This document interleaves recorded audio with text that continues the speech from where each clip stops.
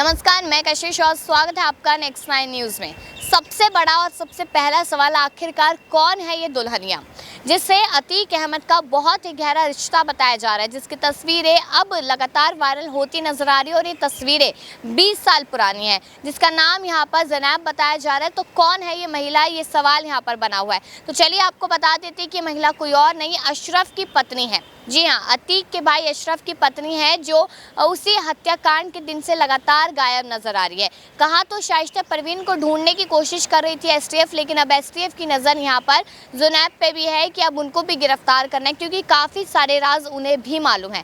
पूरा परिवार अगर देखा जाए अतीक अहमद का, तो हर किसी कांड में कहीं ना कहीं फंसा हुआ है। अब यहाँ पर 15 अप्रैल को जिस तरीके से बंदूकें चली, हमला हुआ, हत्या हो गई, कर दी गई यहाँ पर, तो कहीं ना कहीं सवाल योगी सरकार पे उठने लगे। सुप्रीम कोर्ट में भी सुनवाई लगातार चल रही थी, जय श्री राम तक के नारे यहाँ पर लग गए, लेकिन उसके बाद यही सारी चीज़ें विपक्ष पर उल्टी पड़ती नजर आई। अब शाइस्ता परवीन को लेकर ये बड़ी जानकारी सामने आ रही है कि शायद आज वो दिल्ली कोर्ट में सरेंडर कर सकती है, लेकिन ये खबरें लगातार आ ही रही है। क्या सरेंडर करेगी, आज करेगी, कल करेगी, लेकिन सरेंडर नहीं करे यहाँ पर शाइस्ता परवीन। लेकिन अब एसटीएफ और पुलिस की जो नज़र है वो यहाँ पर ज़ैनब पे भी बनी हुई है कि आखिरकार ये महिला कहाँ पे है। ये तमाम तस्वीरें आप लगातार स्क्रीन पर देख रहे हैं, उनकी शादी की तस्वीरें हैं जो अब जाके यहाँ पर वायरल हो रही है। इसमें शाइस्ता परवीन भी नज़र आ रही है, क्योंकि ज़्यादातर फोटो जो है शाइस्ता की वो यहाँ पर बुरखे में नज़र आती है, लेकिन अब साफ तौर पे महिला नज़र आ रही है। कहा यह जा रहा है यहाँ पर कि अतीक अहमद कोई भी फैसला लेने से पहले शाइस्ता से ज़रूर पूछा करते थे, यानी कि यहाँ पर मदर डॉन के नाम से शाइस्ता परवीन बुलाई जाती थी, लेकिन जब यहाँ पर ज़ैनब हाथ लगेगी तब वो किस नाम से बुलाई जाती थी, कौन मास्टरमाइंड है आखिरकार इस पूरे अतीक परिवार में, ये भी देखना लाजमी रहेगा। तो तमाम तरीके की जानकारियाँ यहाँ पर सामने आती हुई नज़र आ रही है। तो चलिए बताते हैं आपको आगे की जानकारी कि आखिरकार यहाँ पर कौन किसके खिलाफ है और कौन किसकी पोल खोलता नजर आएगा। तो चलिए आगे बता देते हैं यहाँ पर कि गैंगस्टर से नेता बना अतीक अहमद की पत्नी शाइस्ता परवीन लगातार फरार बनी हुई है। वहीं पुलिस ने अब शाइस्ता के साथ अशरफ की पत्नी ज़ैनब की भी तलाश तेज कर दी है। अतीक की बीवी शाइस्ता की बिना बुर्के की कुछ तस्वीरें पुलिस के हाथ लगी थी, लेकिन ज़ैनब का चेहरा साफ नहीं था, जिस कारण उसकी तलाशी में परेशानियों का सामना करना पड़ रहा था। हालांकि अब अशरफ की बीवी ज़ैनब की भी तस्वीरें पुलिस के हाथ लग गई। ज़ैनब की तस्वीरें लगी है। एक तस्वीर में शाइस्ता परवीन के साथ लाल जोड़े में सजी दुल्हन दिख रही है। ये और कोई नहीं बल्कि अतीक के छोटे भाई अशरफ की बीवी ज़ैनब है। अब देवरानी और जेठानी की जोड़ी को पुलिस प्रयागराज से लेकर कोलकाता तक तलाश रही है, लेकिन अब तक कोई सुराग हाथ नहीं लगा। अतीक अहमद की पत्नी और अशरफ की बीवी की तस्वीरें माफिया के ससुराल से मिली है। अतीक का ससुराल प्रयागराज के चकिया में है और शाइस्ता के पिता यूपी पुलिस में सिपाही रह चुके हैं। हाथ लगी एल्बम करीब 20 साल पुरानी यानी 2003 की है। ये वो वक्त था जब अतीक का राजनीतिक रसूख और आतंक दोनों का सिक्का चल रहा था। वही अतीक अशरफ हत्याकांड मामले में 28 अप्रैल को सुप्रीम कोर्ट ने हत्या के मामले में उठाए गए कदमों और जांच को रिकॉर्ड में लाने का निर्देश दिया। सुप्रीम कोर्ट ने उनकी सुरक्षा में चूक के संबंध में राज्य सरकार से सवाल किए। यूपी सरकार का प्रतिनिधित्व कर रहे वरिष्ठ अधिवक्ता मुकुल रोहतगी ने कहा कि हत्यारे समाचार फोटोग्राफर के वेश में आए थे। अब जस्टिस एस रविंद्र भट्ट और दीपांकर दत्ता की पीठ ने पूछा कि उन्हें कैसे पता चला। टीवी पर अतीक और उसके भाई की लाइव शूटिंग का जिक्र करते हुए बेंच ने सवाल किया कि उन्हें अस्पताल तक वैन में क्यों नहीं ले जाया गया, उनके मीडिया के सामने परेड क्यों कराई गई। ये सवाल अभी भी बने हुए हैं।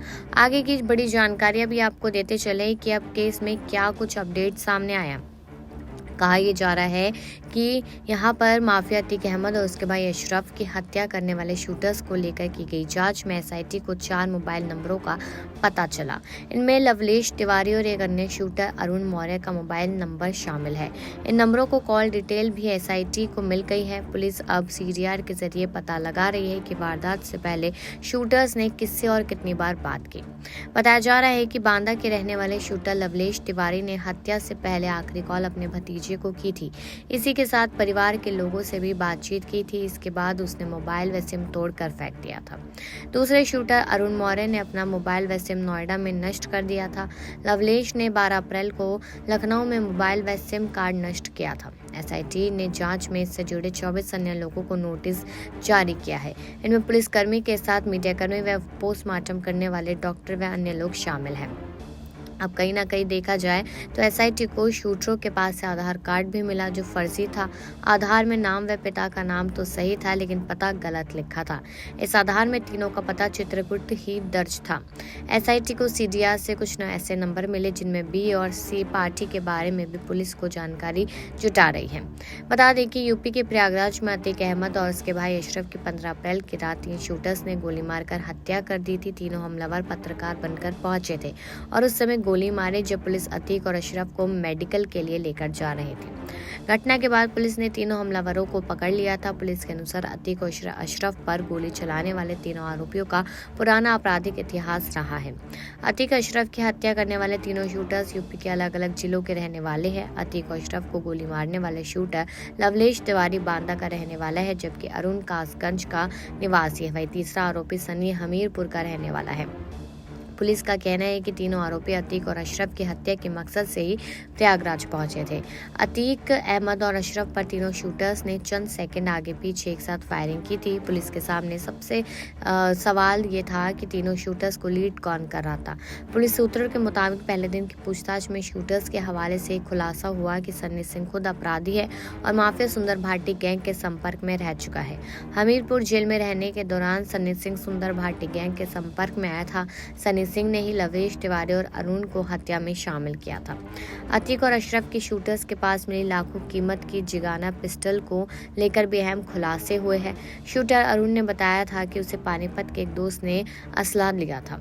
अब सूत्रों के मुताबिक देखा जाए तो पूछताछ में अरुण ने कहा था कि उसे नहीं पता था कि जिगाना पिस्टल इतनी महंगी है, लेकिन ये पता था कि इसके फायर से जिंदा बच पाना मुमकिन नहीं है।